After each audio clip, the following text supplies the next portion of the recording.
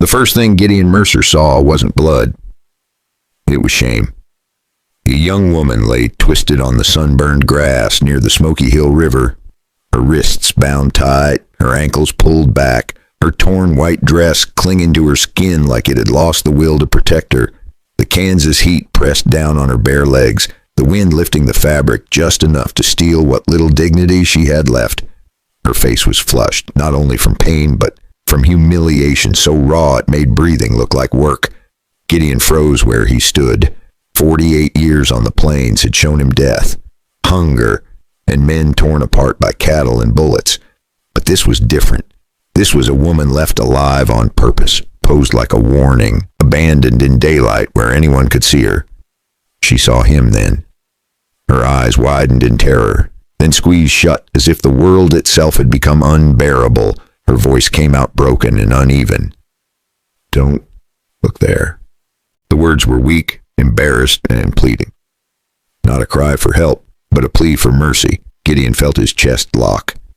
He did not know where to look, so he looked nowhere at all.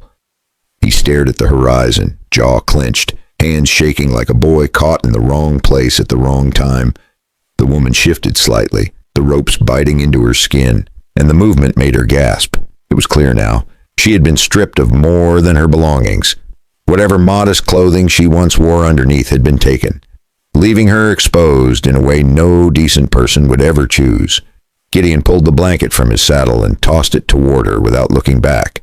"Don't move," he said softly. His voice cracked despite himself.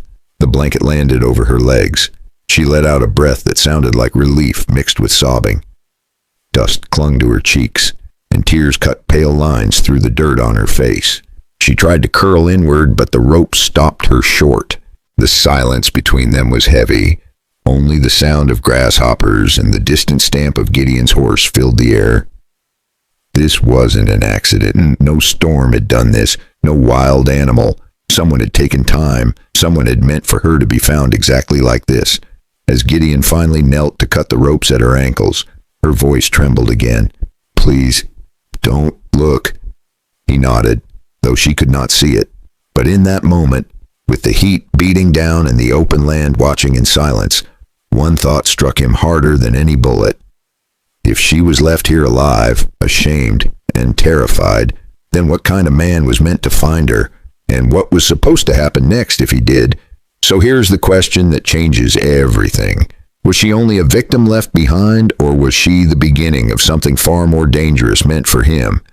Gideon kept his eyes on the horizon like it was the only decent thing left to stare at. He slid his knife out slow, not to scare her, just to get the job done. His voice stayed low.